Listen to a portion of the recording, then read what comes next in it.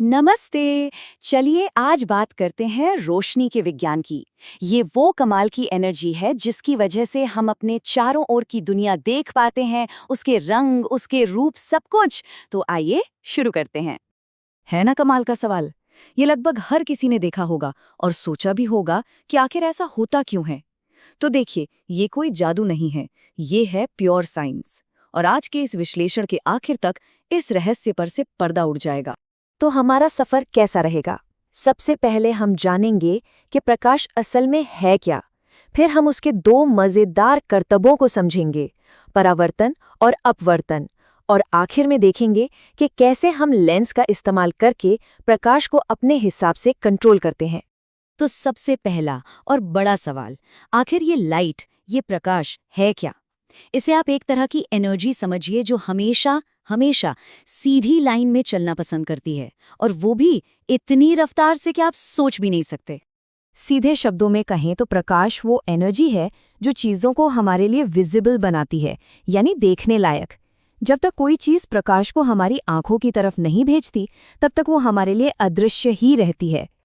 अब जरा इसकी रफ्तार पर गौर कीजिए। 3 लाख किलोमीटर प्रति सेकंड। सोचकर ही दिमाग घूम जाता है ना।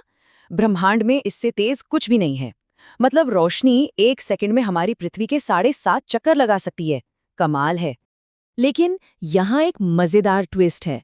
लाइट की स्पीड हमेशा एक जैसी नहीं रहती।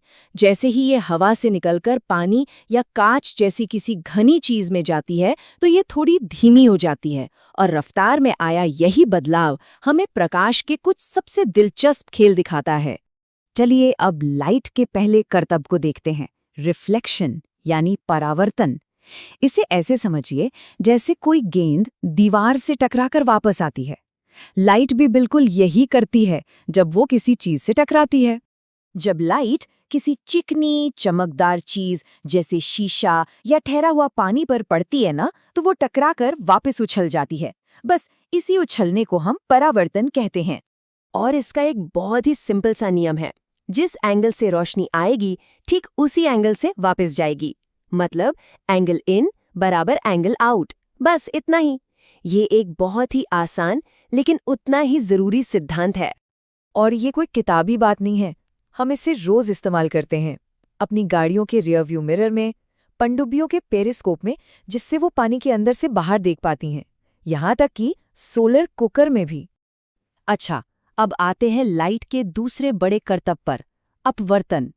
याद है हमने बात की थी कि अलग अलग चीजों में लाइट की स्पीड बदल जाती है।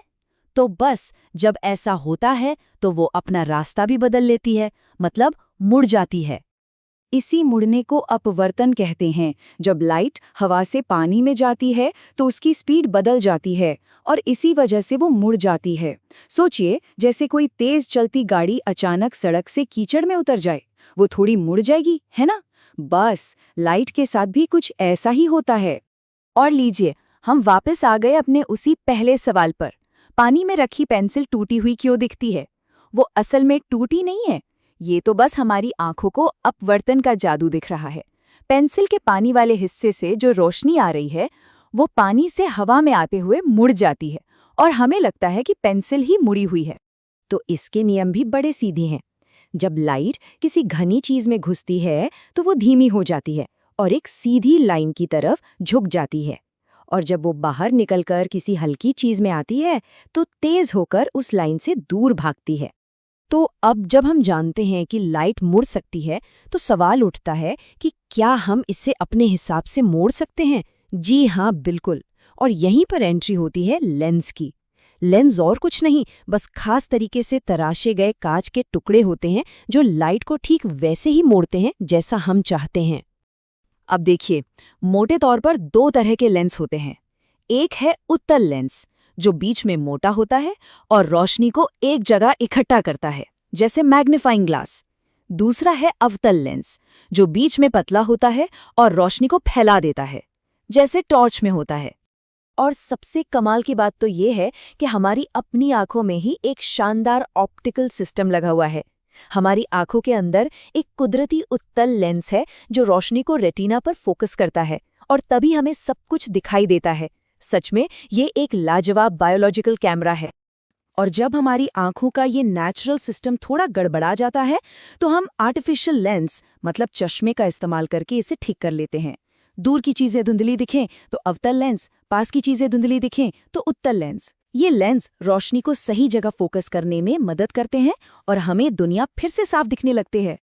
तो देखिए, रोशनी को मोड़ने की इस कला को समझकर हमने क्या कुछ नहीं कर लिया। माइक्रोस्कोप से एक छोटी सी कोशिका को देखने से लेकर टेलीस्कोप से दूर अंतरिक्ष के सितारों को देखने तक हमने सब मुमकिन कर दिखाया है। अब सवाल ये है कि रोशनी के इस विज्ञान में महारत हासिल करके हम आगे कौन से नए राज खोलेंगे।